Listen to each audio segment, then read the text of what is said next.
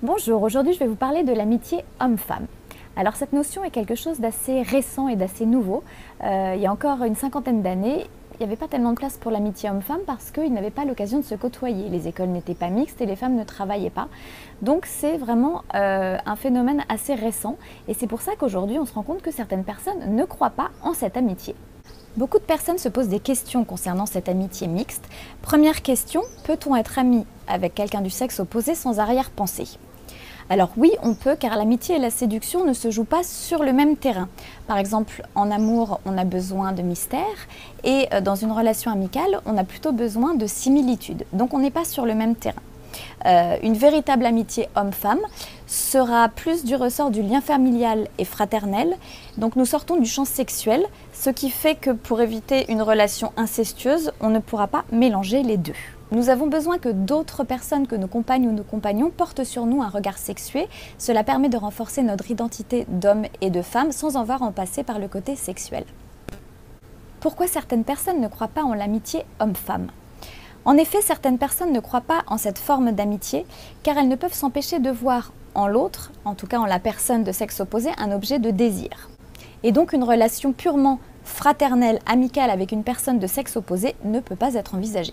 L'origine de cette méfiance vis-à-vis de l'amitié homme-femme, on retrouve souvent une rivalité fraternelle ou un besoin d'être le préféré dans la fratrie ou même simplement juste un manque d'estime de soi.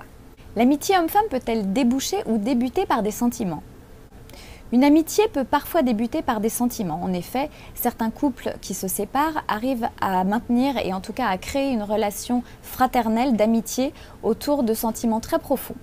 L'amour et la séduction ont laissé place à un respect mutuel et à vraiment une relation très forte. La relation sexuelle ayant déjà été consommée et vécue, elle peut laisser la place à toute autre chose. L'inverse, il peut arriver qu'une amitié sincère se transforme en amour.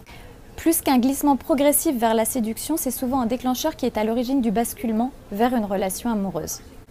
Un deuil, une séparation ou un choc peuvent parfois être à l'origine de ce glissement vers une relation différente.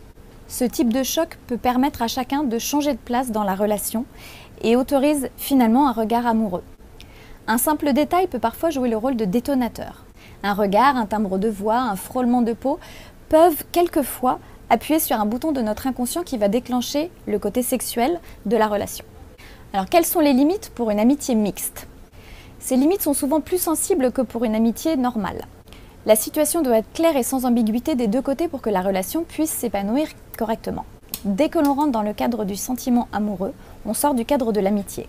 La seconde limite peut être la difficulté pour les conjoints ou compagnons des amis d'accepter cette relation qui peut être parfois très envahissante et générer une situation de stress ou de peur chez le compagnon ou la compagne de la personne qui est amie avec quelqu'un du sexe opposé.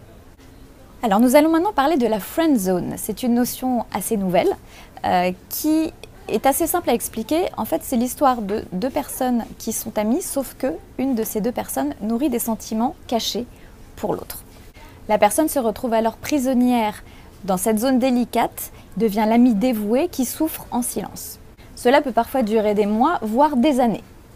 En effet, on est amoureux de son ami, mais on ne le dit pas de peur de saboter cette relation si précieuse. Un dialogue serein entre les deux amis peut parfois apporter son lot de surprises et déboucher sur une jolie relation amoureuse.